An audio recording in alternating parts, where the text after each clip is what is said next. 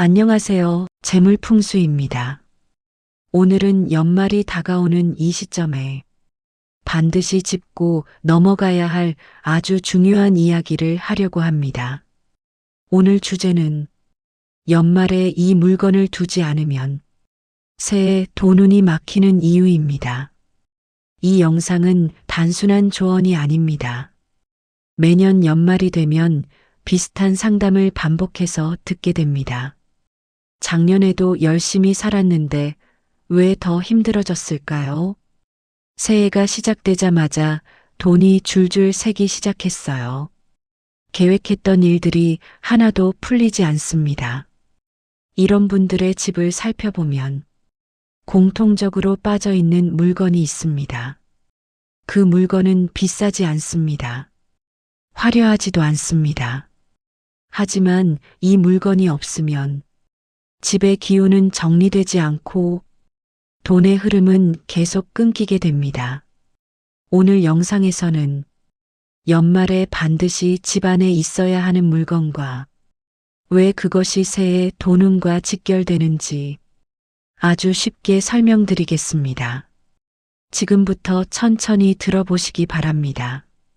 연말은 풍수적으로 한 해의 기운이 정리되고 새로운 기운이 들어오기 직전의 시기입니다.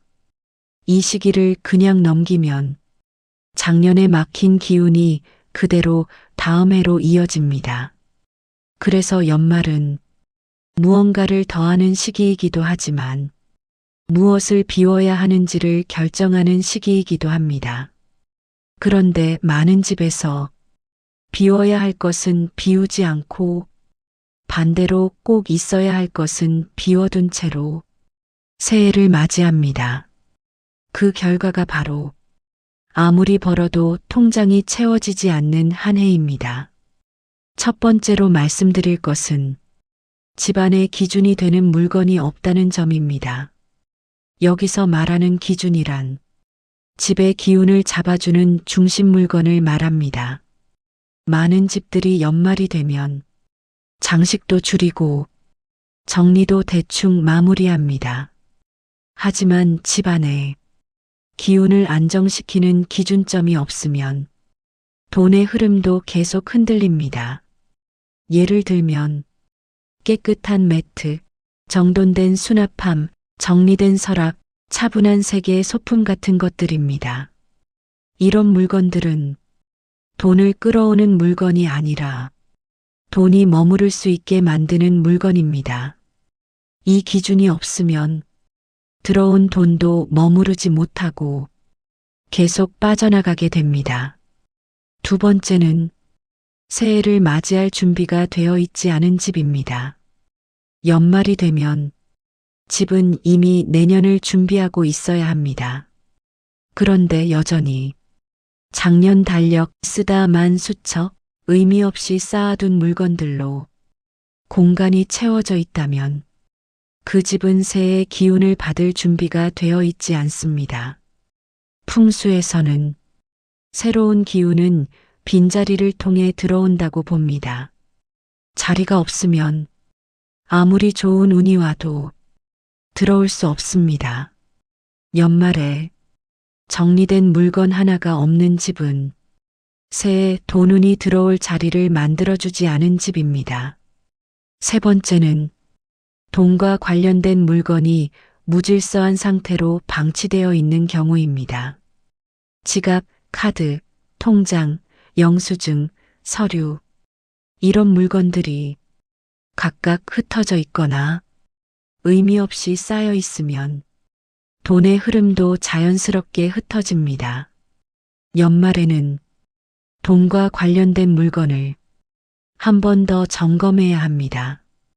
이때 필요한 것은 새로운 지갑이 아닐 수도 있고 비싼 정리함도 아닐 수 있습니다. 중요한 것은 돈을 대하는 태도가 정리되어 있느냐입니다. 정돈된 형태로 보관된 물건은 돈의 흐름을 안정시키고 계획이 세워진 소비를 가능하게 합니다. 네 번째는 집안에 오래된 기운이 너무 많이 남아있는 경우입니다. 고장났지만 버리지 않은 물건, 사용하지 않지만 치우지 않은 가전, 의미 없이 쌓아둔 상자들, 이런 것들은 모두 멈춘 기운을 가지고 있습니다. 연말까지 이런 물건이 그대로 있다면 그 멈춘 기운은 새해까지 이어집니다. 풍수적으로 멈춘 기운은 돈의 흐름을 가장 빠르게 막는 요소입니다. 연말은 이 멈춘 기운을 정리할 수 있는 가장 마지막 기회입니다. 다섯 번째는 집안에 밝은 기준점이 없다는 점입니다. 여기서 말하는 밝음은 조명의 밝기만을 말하지 않습니다. 정리된 공간, 차분한 색감, 불필요한 물건이 없는 구조, 이 모든 것이 집의 밝기를 결정합니다. 연말에 집이 어둡고 답답해 보인다면 새해의 기운도 같은 상태로 시작됩니다. 작은 변화라도 좋습니다. 하나의 물건이라도 밝고 정돈된 느낌을 주는 것이 필요합니다. 지금까지 말씀드린 내용을 정리해 보면 연말에 반드시 필요한 것은 돈을 끌어오는 물건이 아니라 돈이 머물 수 있게 하는 환경입니다. 이 환경을 만들어주는 기준 물건이 연말에 집안에 없다면 새해 돈 오는 시작부터 막히게 됩니다. 이건 겁을 주기 위한 말이 아닙니다.